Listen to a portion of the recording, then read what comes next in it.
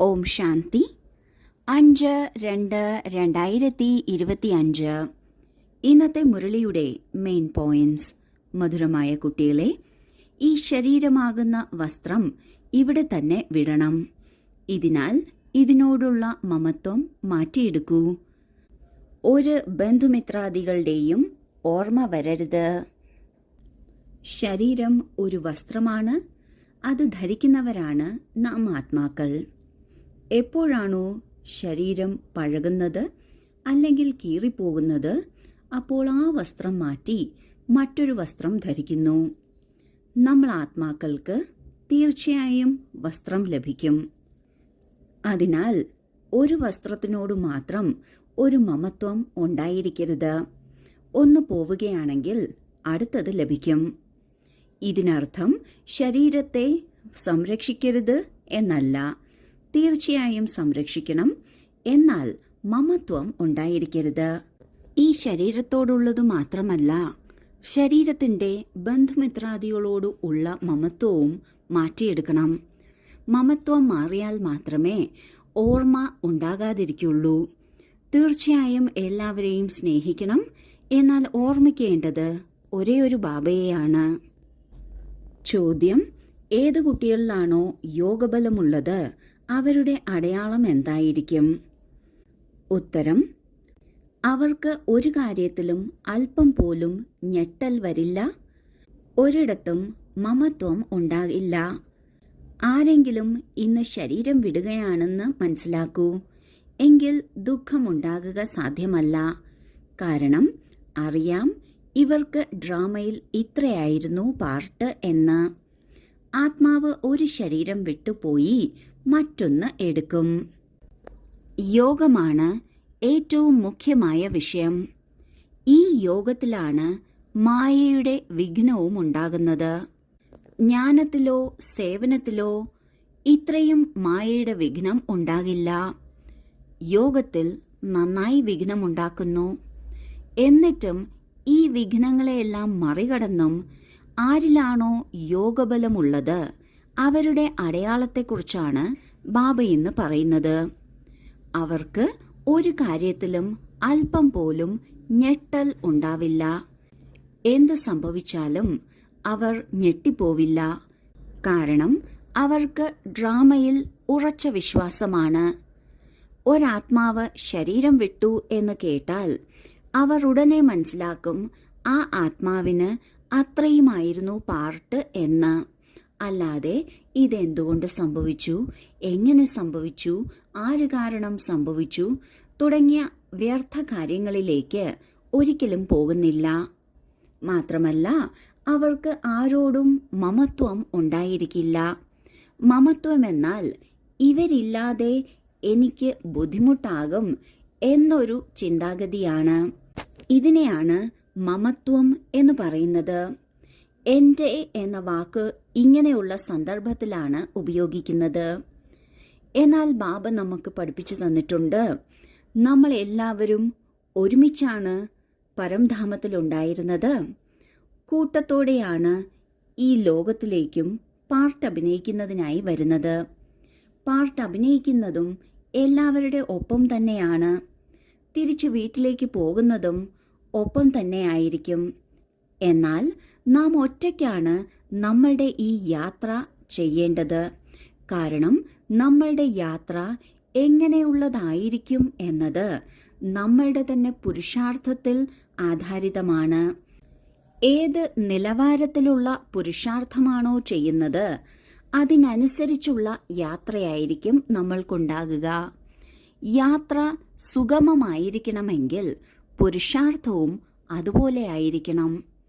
പുരുഷാർത്ഥം എന്നാൽ ഉദ്ദേശിക്കുന്നത് യോഗബലത്തെയാണ്. ജ്ഞാനം വ്യക്തമായി മനസ്സിലാക്കുന്നതിലൂടെ യോഗബലം ശേഖരിക്കുന്നത് എളുപ്പമായി തീരുന്നു. അങ്ങനെ യോഗബലം ശേഖരിക്കുകയാണെങ്കിൽ ആരോടും ഒരു മമത്വമുണ്ടായിരിക്കില്ല. എന്ത് സംഭവിച്ചാലും ഞെട്ടിപ്പോവില്ല. ധാരണയ്ക്കുള്ള മുഖ്യസാരം: 1. തൻ്റെ ചലനം വളരെ റോയലായിരിക്കണം. വളരെ സഹാനുഭൂതിയോടെ സംസാരിക്കണം. നമ്രതയുടെ ഗുണം ധാരണ ചെയ്യണം. 2. ഈ കണ്ണുകൾ കൊണ്ട് എന്തെല്ലാം കാണപ്പെടുന്നുവോ എല്ലാം ശവപ്പറമ്പാകാൻ പോവുകയാണ്. ഇതിനാൽ ഇവയെ കണ്ടുകൊണ്ടും കാണാതിരിക്കണം. ഒരു ശിവബാബയെ തന്നെ ഓർമ്മിക്കണം, ഒരു ദേഹധാരിയെയും അല്ല. ആദ്യത്തെ പോയിന്റിൽ ബാബ ഗുണങ്ങളുടെ ധാരണയെക്കുറിച്ച് പറയുന്നു. റോയൽറ്റി നമ്മുടെ ചലനങ്ങളിൽ ഉണ്ടായിരിക്കണം.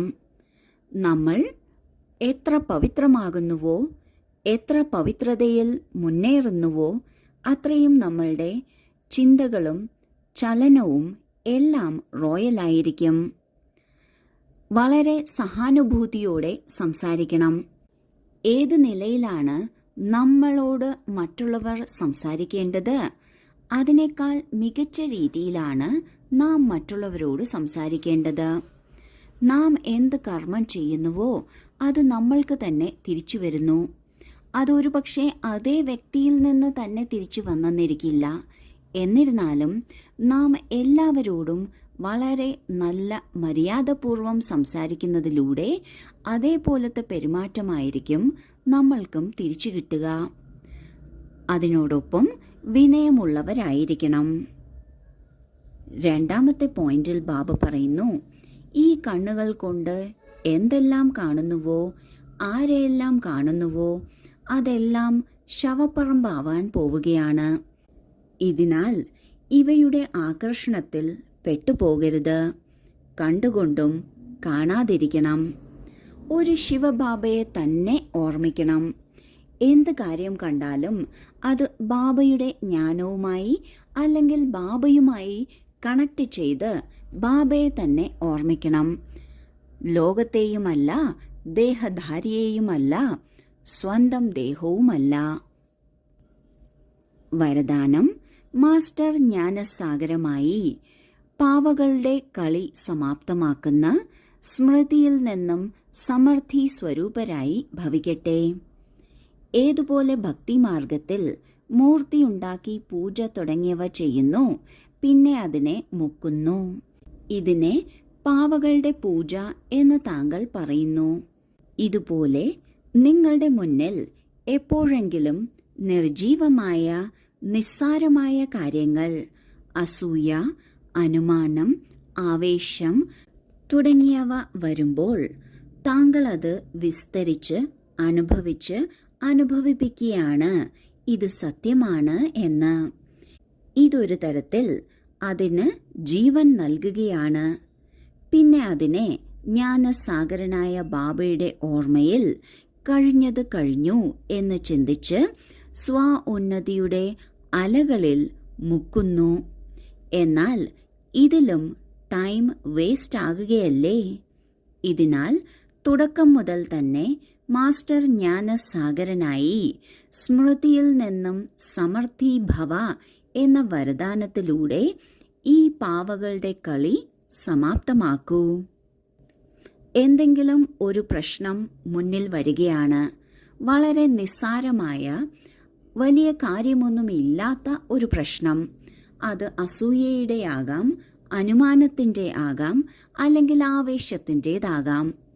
എന്നാൽ അതിനെക്കുറിച്ച് ചിന്തിച്ച് അത് അനുഭവത്തിൽ കൊണ്ടുവന്ന് മറ്റുള്ളവർക്കും കേൾപ്പിച്ചു കൊടുത്ത് കുറച്ചു കഴിഞ്ഞ് അത് തെറ്റാണെന്ന് മനസ്സിലാക്കി, കഴിഞ്ഞത് കഴിഞ്ഞു എന്ന് മനസ്സിലാക്കി ഉന്നതി മുന്നിൽ വെച്ച് ജ്ഞാനസാഗരനായ ബാബയുടെ ഓർമ്മയിൽ ആ കാര്യം മുക്കിക്കളയുന്നു. എന്നാൽ ബാബ പറയുന്നു, ഇതും പാവകളി പോലെയാണ്. സമയം ഇതിൽ ധാരാളം വേസ്റ്റ് ആകുന്നു. ഇങ്ങനെയുള്ള കളി സമാപ്തമാക്കണം. എന്നാലാണ് സ്മൃതി സ്വരൂപത്തിൽ നിന്ന് സമർത്ഥി സ്വരൂപമാകുന്നത്.